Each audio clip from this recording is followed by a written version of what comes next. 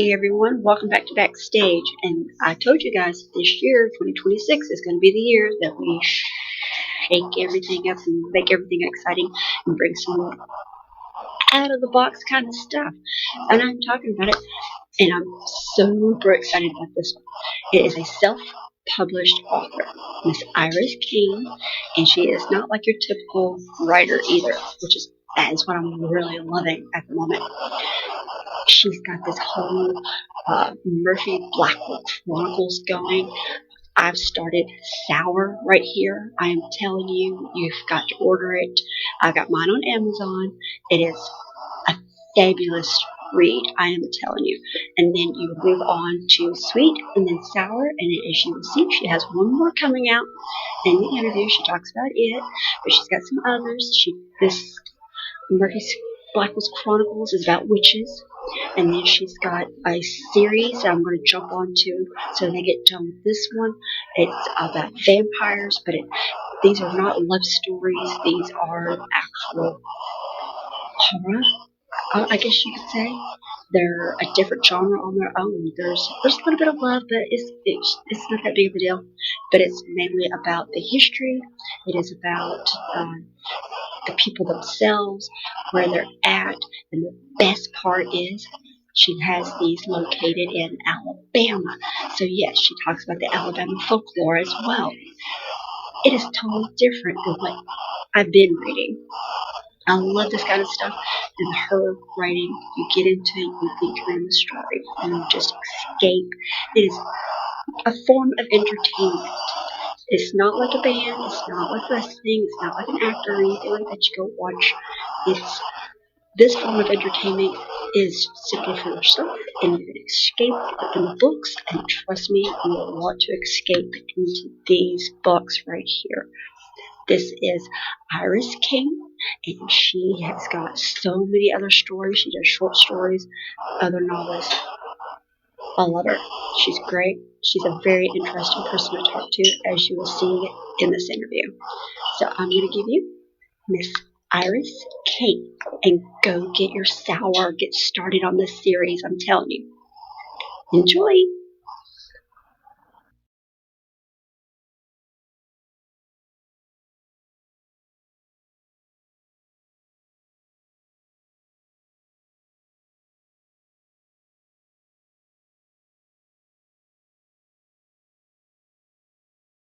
A little charades, a little ASL. Yeah, little charades, a little ASL, yeah.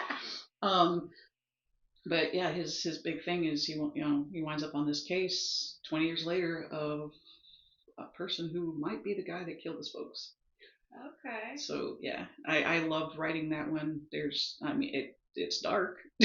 I was going to say, I hear a lot of Metallica being played in the back. Yeah. You're just plugging away. Oh yeah, yeah. That one was very, very dark, and I think at the time it was kind of my therapy. I guess it's like I can't kill people in real life. I'm gonna kill them on paper. Yeah, I've heard that a lot from a lot of people that they not just professionally write, but just write just for themselves. Yeah. That is just I just got to get it out. Yeah. I just got to get it on paper. Even if it's just journaling. Yeah. Like I just got to get it out. Yep. I wholeheartedly agree, and I totally understand that. I myself don't journal. I used to, um, and then I'm like, if I only put words down, I'm just gonna make a story out of it. It just wasn't as much take fun. some of your journals and put it into. It was not as much fun to me writing things that were nonfiction. Okay. And that's kind of I get to the whole thing with my buddy who just finished her romance novel. You have no idea. That was I don't do romance. I don't do romance, and I'm reading this, and I'm like, this is such a sweet story. Can we give somebody a tail? Wings, something. Make one of them a demon. I mean, it's a sweet book, but okay. Well, we'll make this work. Not so much to the ooh and ah and gush and yeah, it's a very much a sweet romance too. So like people that are coming, you have any romance? My buddy does. I'll sell it at the table. I'll sell it in my store. I love a good or whatever. romance novel, but it's got to be of a certain type of romance novel for me to be captivated about it. There has to be an actual story. Yes. Yeah. It can't just be about, oh, we're in love and blah, blah, blah. Yeah. You know, no. Give me a story. Give me some meat. And to her credit, it very much has that. It's got like this whole. I mean, the very beginning of the story, the main character becomes a widow, and she's got this little boy, and she has to work through that, and it's kind of like this whole second chance romance. She's given a second chance at happiness, which I get. it's nice. It's a sweet book. I've been there. I'm a widow. So. Oh my god, I'm so I understand that. Yeah. So I totally get where you find peace within yourself. Yeah. And peace with your surroundings. Yeah. And then just allow the universe to come your way. Yeah. Good or bad. Right. Because I'm like, okay, just whatever the universe wants to throw my way, everything I'm now going to take and just use it as a teaching tool for myself and how to regrow. Yeah. So as an old lady, I'm having to learn to regrow. It's hard. It is hard. I'm not a widow myself. I'm divorced, and there's a certain. I've been that route. Yeah, I'm just collecting husbands. Oh, girl, I'm right there with you. Probably shouldn't admit that, but yeah, it's it's I've made mistakes. I made a mistake when I was young, very young, and that one did not last. And my son's father and I were together for 10 years, and that didn't last, and I almost gave up after that. And then I met my last ex-husband, and that also lasted almost 10 years. And I'm not going to get into what happened there, but suffice it to say, nobody was at fault. It was just one of those things where it was very suddenly not a good idea anymore. I get that. Yeah. So we just, Yeah, I mean, I got married very, very young. Yeah. And I had my first child. Okay. And we decided a couple of years later, well, we'll have a second child, and things still didn't work out, and we just went our separate ways. Yeah. I met my late husband, and we were together for 20, and wow, and one of my best friends on the whole planet, and just gone the next day. Oh my God. So I completely understand. Yeah.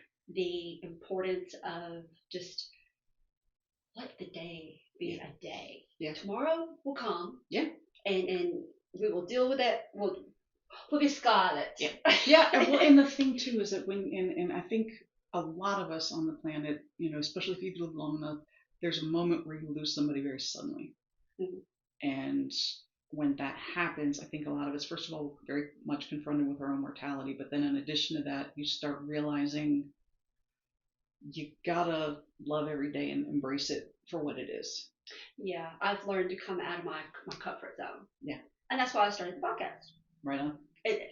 Way out of my comfort zone. Way out of my comfort zone. But I'm like, you know what? Damn it. Let's do it. Yeah, man. I was like, I'm jumping off this bridge. There you go. I'm just going to take it and accept whatever comes my way. I love that so much. And I love it. I was like, hey. Right. But I'm loving all the people that we meet. Yeah. And like you and the way we met. Yeah. Just kind of that's how I meet everybody. I'm like, I love it. That's fantastic. And especially when you meet somebody that you can have a good conversation with. That when you build a rapport with somebody, especially when you build a rapport almost instantly, it's like we've met in another life. Something. I don't know. But it's nice, and I don't have a chance to sit down and have conversations with people too terribly often. I go to work and I sit in a cube for 8 hours a day, and then I go home and my son's in his room doing his work, and Bray and his significant other are in the other room doing their work, and I'm sitting on the couch with the dogs. Which, don't get me wrong, I love my dogs. Yes. They're the best. I love them. I have two little 3 monsters, and you've met my co. I love them. We share custody with a neighbor. I have 2 little guys. They're corgi sized, and they're Swedish Valhans. They're not corgis, but they're built like corgis. Yeah. And then we have a shelter dog that we picked up back in May, and he is the biggest, sweetest little cuddle bug you have ever seen in your life. We don't know what he is. He's an Alabama black dog, I guess. He's just, he's whatever. He's smart. Hey. Oh my God, this dog is smart. Oh, he's a lab mix. Yeah, he's lab mix, part border collie.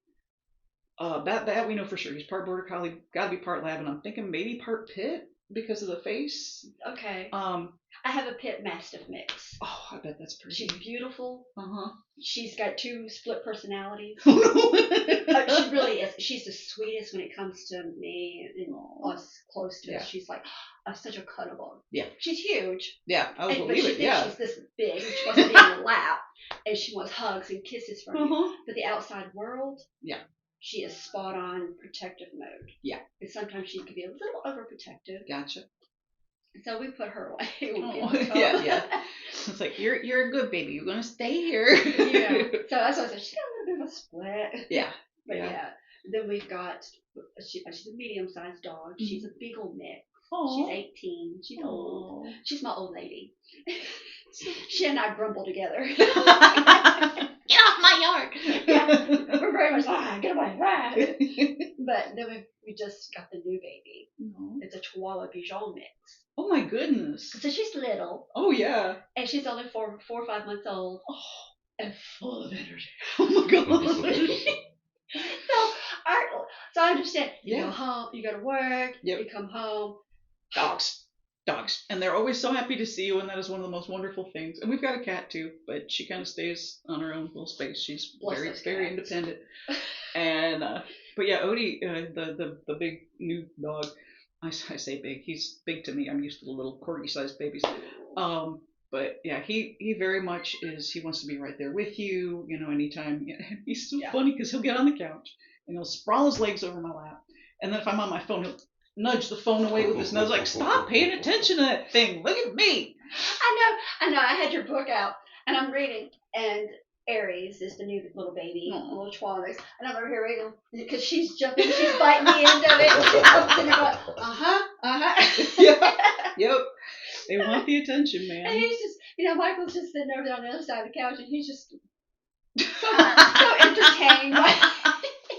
He's just so entertained by us. I mean, but they're awesome. To me, that's the best type of parent you can be. Dogs are just the best. We don't deserve them. No. We absolutely do not deserve. They just want your love. Yeah. Your attention. Yep. Yep. And Odie's he's like that perfect hugging size. Just give him a big hug, and he loves it. He'll jump in your lap, and his big thing is, like I say, two legs on the ground, 2 paws across the lap, just like, hey, what you doing? He's so cute. And that's what I like. I mean, you incorporate the black cat and Sour. You've incorporated a dog. Kind of, sort of. Yeah, kind of, sort of. We'll call it that, kind of, sort of dog. We won't give it away. Right. But I love that. Yeah. And you also incorporate, our Alabama weather. Yeah. Like, nobody understands our Alabama weather. No, they don't. And it's so funny because everyone's like, well, the Tornado Alley area in Oklahoma and Texas. And I'm like, and here, we get them all the time. Like 70 yesterday. Yeah. 32 today. Yeah. Windy yesterday. Mm-hmm. Still and humid. I mean, yeah, we get it all day by day. Yep. You don't know what you're gonna dress for. Nope. You gotta bring layers half the time because I work in a basement, so like half the time I'll go into work and it's one thing, and then I'll walk upstairs and like, oh look, it's friggin' raining. Great. No, my place, they like to keep it a cool 60.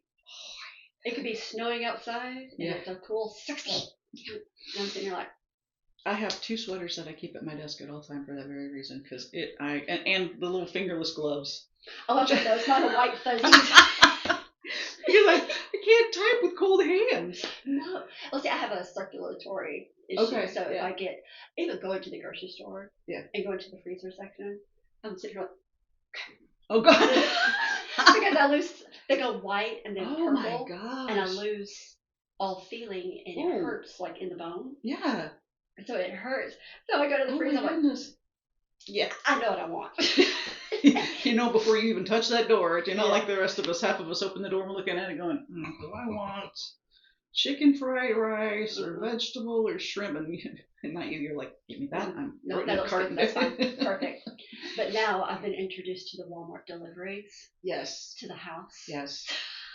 Instagram is my friend. Instacart is my friend. They are the ones that and I am fully aware that I am paying extra for the goods. I know this. I actually made I had an experience where I had everything in the cart, and then I'm like, you know what? I'm driving by it on the way home. Let me just stop, and I'm using the Instacart that I almost placed as my list, and noticing that's cheaper in the shelf. Mm-hmm. But you know what? The time I get back in my life, it's worth it. Let's cut before you came. Yeah. We just had a delivery. Mm-hmm. I'm like, okay, I've got XYZ to take care of. I don't really have that time right now to go. I can go later, yes, but actually I've got to do this later. It's like, just head to the house. Yeah. Let them freeze their little fingers off. Yeah, let them freeze their fingers off. And not only that too, but I mean, you're paying independent workers. So there's people that are making money off of it. There are people that's pretty much their job or their side gig or whatever. And I am all about it. I'm all about anybody making money. Yeah. Do what you Because today's world, you gotta have your money. You absolutely do. Because I know writing doesn't pay everything. You have to have your 9 to 5, and that's what we talk to so many people. And they're like, we get our practice in, we get our practice in, we get our training in, we get our training in, we get what we can. So how often do you get to sit and just write? I try to go every day. I really do. If I'm not writing, I'm editing. Usually every day.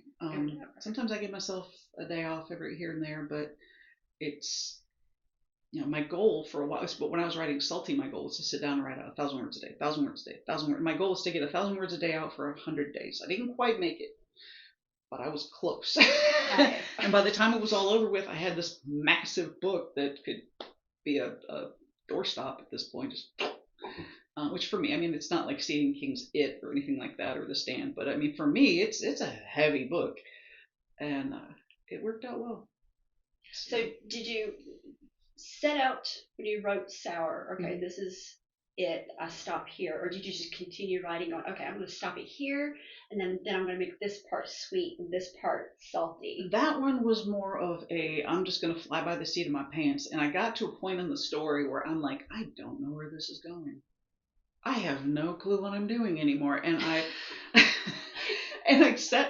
I grabbed a sticky notes, which are my friends. Sticky notes help me outline so much. The best sticky notes. Sticky notes and a pen, and I had this glass top picnic table, or I don't know, patio table, I guess. And I took my little sticky notes, and I took my manuscript. I actually printed off a copy of it, and I'm going through it. And as I'm going through it, I'm noting things. I'm putting it down, sticking it down. Okay, this is part of the plot. Okay, got to remember that. And I got to one point where I figured out who killed Murphy's parents, which read in the back of the book. And I went, it was a surprise to me. It was a surprise to me, and I went, oh shit, oh that's good. and that was it. I was like, that's that. Okay, we're going here. And after that, it just finished itself. So that's so good that even your own writing, like, oh crap, that's good. And the same thing happened to me with Bitter. I got to a point in the plot, and I was just like, okay, so we've got this is happening, and this is happening, and this is happening, and ooh, because I knew how I wanted it to end. I just didn't know how it was going to get there. The trip to it. Yeah, I didn't know. I didn't know how the bridge was going to connect between Murphy being here and then this happening to the Stygian. And I'm like, I knew it was going to happen, but how? And the last time I sat, well, no, it's 2 days ago. I sat down to write, and I'm like, da-da-da, and again, I'm kind of working on the outline as I'm going, because I'm 20,000 words into the story, and I'm going, I gotta get the outline hammered out a little bit better. And as I'm sitting there, I'm like, it was one of those moments. Yeah. Oh no. I love those moments so much. It's just like you just feel like you pour so much of yourself into it, you get lost. You even get lost. Oh, absolutely, 100%. Like, yeah. Okay, let me write it. Oh yeah. Put it in. I have to have notes of like what I don't even remember, and I wrote the damn book of what the different colors are as far as the witch powers, because I mean they're not. I mean obviously that was where I took on some liberties with the story, as far as who has what kind of wand, everybody's eye color, just the different aspects of the lore that have to stay consistent. The continuity has to be there from book to book to book, and especially since I'm planning on making this into a full-blown series even after Bitter, I got to keep my own lore straight. I don't want to be one of those people where, Yeah. if in the event that I actually make it onto a panel somewhere and people are loving my books, they're going to be like, "Hey, did you realize in chapter 3, page 64 gosh. of Bitter, where you did this, and then back in Sour it was this." I don't want to be up there going, "Oh my god." I'm sorry, I fucked up. Right. You just can't help go, get over it. Yeah, I mean, and I've seen it happen to other people, especially like in these Trekkies or like the Harry Potter fans or whatever. And it's amazing how what people pick up. They do. And you're like, oh, I didn't even know. Okay. Yeah. But these people, it's like they're making notes. Oh yeah. Yeah. But it's good because they're really that invested. You know what's really funny is I wrote Blood Tribe. I started writing Blood Tribe probably about 1996. And then I went through a little bit of I put it down. Yeah, that one's the vampire. Okay. First book 1 of the vampire trilogy. And I put it away for years and years. And then I got it back out, dusted off, and published it. But I just kind of like, I went through and I did an edit, let me read this a little bit, and then, okay, let me make it a little bit better here, a little bit better there. And then I slapped a cover on it, put it out in the world. And so I had a book club pick it as their book of the month or week or however they do it. And they invited me to speak to them. I'm like, all right, cool. I love doing that, by the way. And so I'm sitting there with the group, and they're asking me all of these deep, introspective questions, and I'm going, wow, you really paid attention. Holy crap, they care. It was so weird. Like, oh, so you weird. Really did read it. Like, they really looked. They picked stuff up. Oh my god. It reminded me, because I used to be a personal trainer. Okay. And the first time I ever taught a class, it was yoga, which, by the way, weird class to be the first one to ever teach, because you don't realize how people's balance is and how you really kind of got to coach people through it. And anyway, and the first thing I had people do was, all right, everybody take a deep breath. And the whole room went, and I went, wow. That's a deep breath. I was like, everybody did what I told them to. This is like Simon Says. And that stuck with me because it just, I guess on part of my brain there was like, ooh, power. I can make him do shit. Wow. And I mean, obviously that dulled after, like by the end of the class, I was like, all right, cool. But it was just mind blowing. And I had that kind of same experience. It was like, where did whoa. Blood Tribe come in? Okay, so it was. Because I've got witches and then I've got vampires. Yes. Okay. So the Blood Tribe, and again, you're going to learn this. Anybody that picks up the book and starts reading it, you're going to know this right away. There's no spoilers involved. But the Blood Tribe is a global network of. It's a dark vampire. Not a mafia, but you kind of get the idea. It's a global dark network of vampires. Wow. And the actual name of it, and I'm probably going to kill this because I don't actually speak Hebrew. So we're not a glittery. No, God, no. They like to pretty kill boy. People. They really like to kill people. But they mean it. Yeah, and there's an actual name for it in Hebrew because it started in that part of the world centuries ago.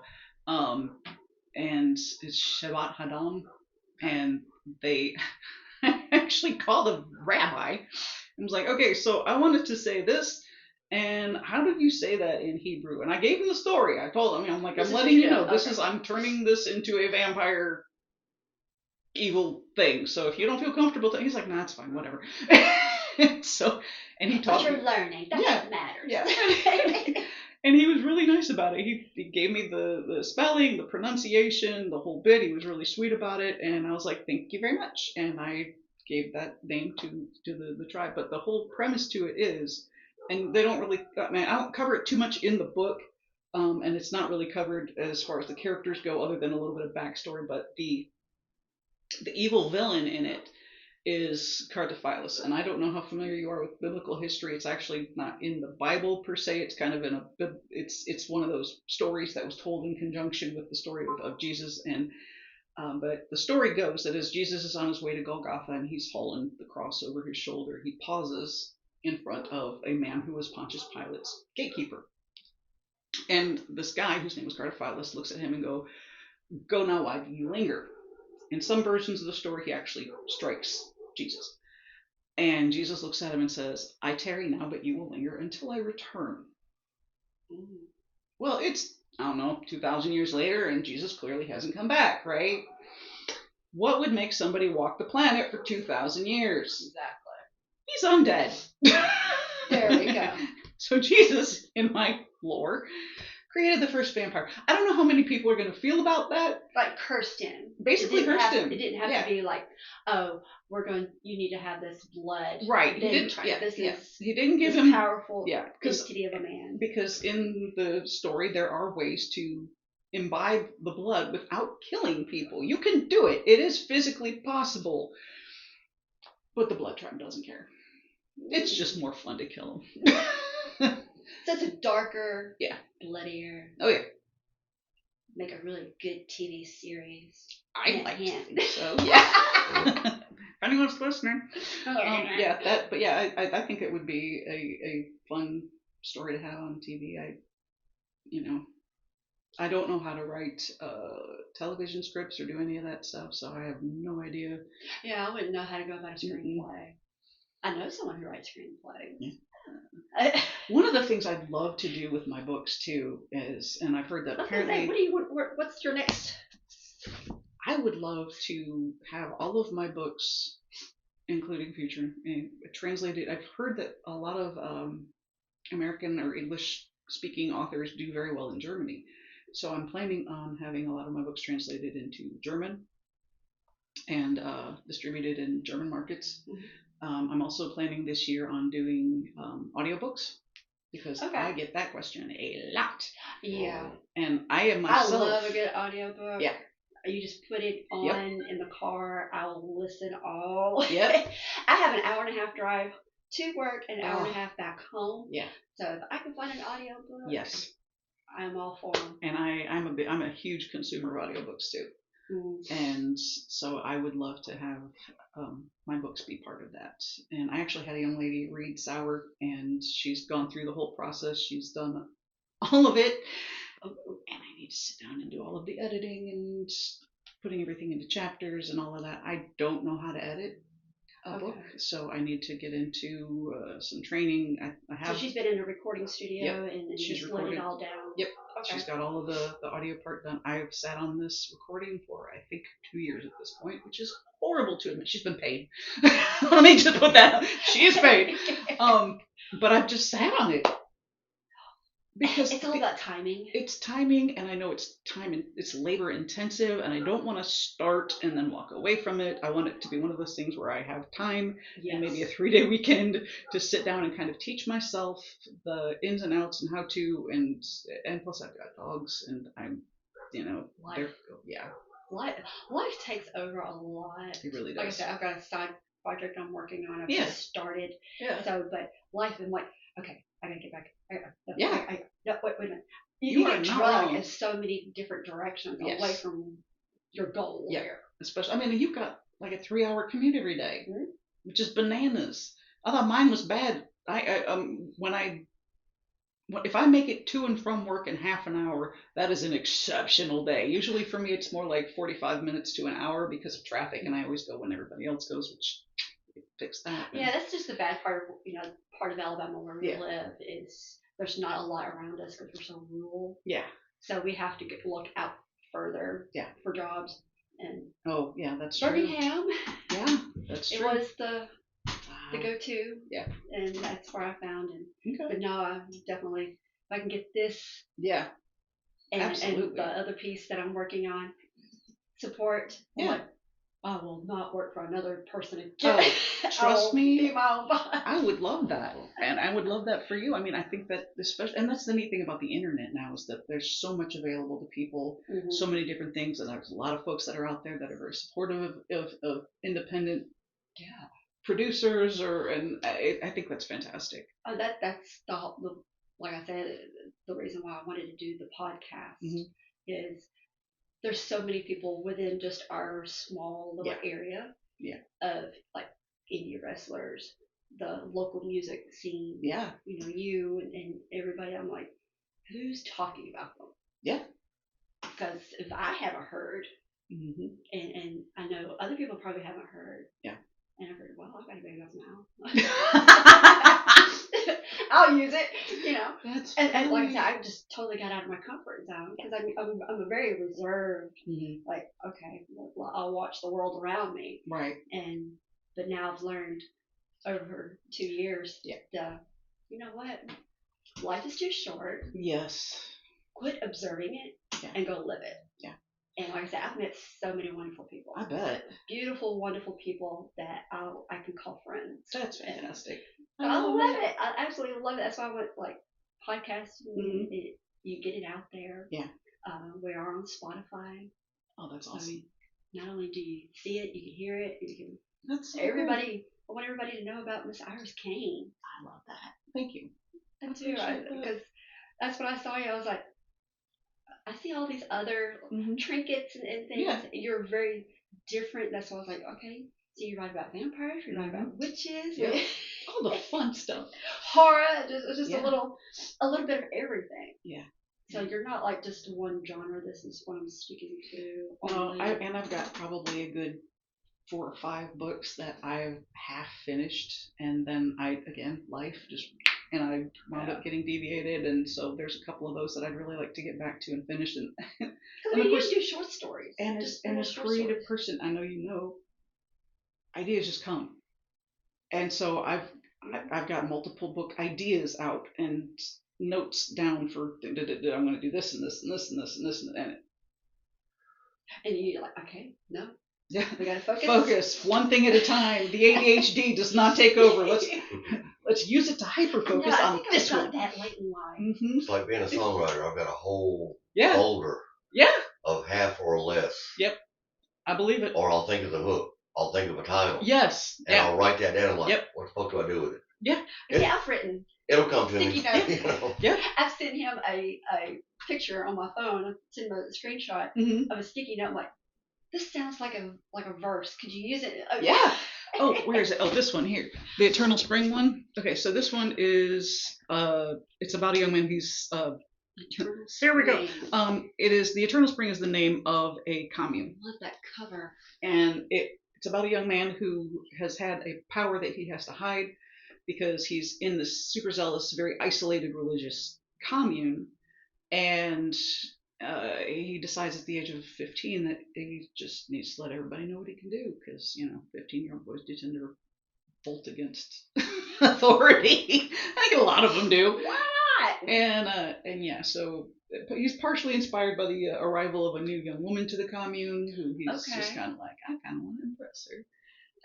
And then there's a subplot of the leader of the commune has done something wrong.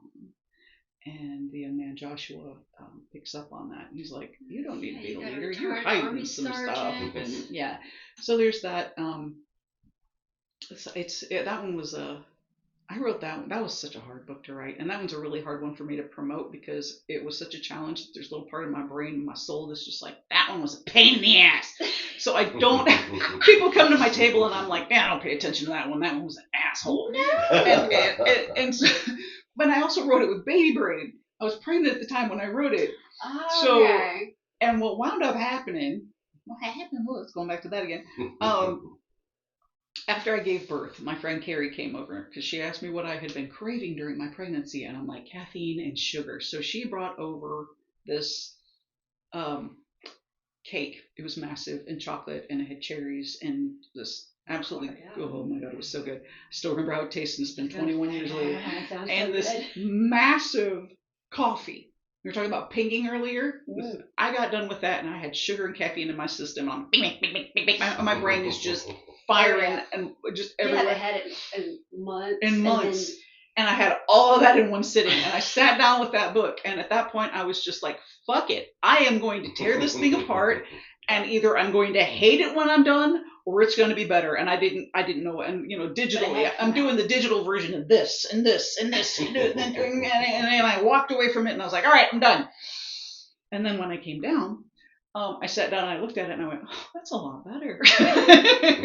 Because at that point, it was either fix it or throw it away.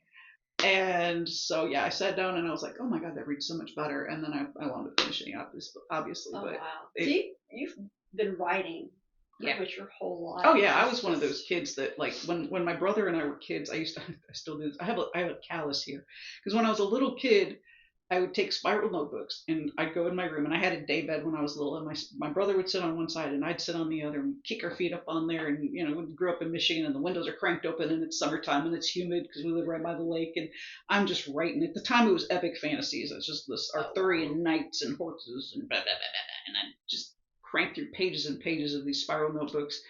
And I never did anything with them, obviously, but like that was. Well, you also write short stories. Yeah. So you could do like a collection of just short stories. I've 'Cause actually. I remember, like, you remember Reader Digest? Yes. They put all those stories in one little book. Yep. And I have used to love actually those. started putting something like that together. I do want to get out a lot of them that I have and again kind of polish them up because some of them are turds at this point. But I'd like for them to read better and I put them all. I've even picked the cover out. I've got the title picked out. Don't ask me what it is. It's saved somewhere. But yeah, that is on the to-do list. Hopefully, maybe by the end of the year to actually get some of those put together because they're already done. I might as well. Just put a collection together. And some of them, I will say. Best of. Yeah. I don't know about best of. These are the ones that might get me canceled. Because some of them are a little, yeah. I've probably read worse. Oh, I'm sure a lot of people have read worse. There's stuff out there. I mean, there's some really wild, wacky, horrible things out there. And well, I mean, like I said, I like a good love story. Yeah. I mean, I've read romance novels, but it has to have some meat to it. It has to have a story. It's got to have something to keep me going. So there's a series. It's a biker series. Yeah. And I'm like, oh wow, you did what to him? Oh, wow. Like, that is some gritty. Yeah. So yeah, what I've read. Oh well, and the fact of the matter is that as and much now you as got your biker you can act out on. There you go. There you go. No, they were not kind to this person. Well, that's the thing too. Though is like as much as we like to think that the humankind can be perfect and angelic and wonderful to each other, the fact of the matter is there's some really messed up people out there doing some really messed up stuff. Yes. And sometimes the best way to raise awareness of some of the horrible things that are out there are to read about them. One of the things that turned me into a compassionate adult was reading about some of the horrible things people have done to each other historically. And if we take that away, there's just less for people to learn from. Oh yeah. And even if some of it's fictional, it's still if you have any sort of compassion and you read that, you go, oh my God, that's awful. Yes, it is. Mm-hmm. Thank you for recognizing that and for realizing that if that happens, you need to stand up for it, not stand for it, something. Don't just stand on the sidelines and History that's erased is bound to be repeated. 100%. It needs to be in people's face. Yes. We need to quit desensitizing. Absolutely. And say, no, this is terrible. This is why we don't do this anymore. Right. Exactly. This is what's out in the real world to do you harm. Yep. It's got to be. Absolutely. I wholeheartedly and 100% agree with you. And and some people only relate if it is written down for them. Yeah. Basically, I mean, they're not going to pay that much attention because they see so much on television. Yeah. Or YouTube. They just see so much in their face video. Yeah. But if it's written down. Yeah. And it's something too when you're reading and you can. Some people don't have the level of empathy where they can watch somebody going through a situation and relate to that. But if you're reading it in a book and you have the author viscerally explain the emotions and the physical pain that the person is going through, it can be horrible. Mm-hmm. But it will help people understand. Yeah. And one of the stories that I do want to get out there. Okay, my dad is a very colorful man. We like colorful people. He is a colorful man. He was a construction worker. So he's got a very good vocabulary. Yeah, he was also the joker. He's the kind of guy that would say, did you use your foreskin as an eyelid replacement? Because that's the most cockeyed shit I've ever seen. Like him already. Like him already. Anyways, but he also said some not so nice things. But it was also, my dad, he just calls it like he sees it. Yeah. But he was also not nice in a lot of ways. And so, but I went, one of the times when I went back home, I was like, I gotta write some of this shit down. I cannot let some of these ridiculously. I just when you get your phone out and put it on record and go, can you say that again? I was excusing myself from the table to go write some stuff down. You are full of condensed owl piss. What?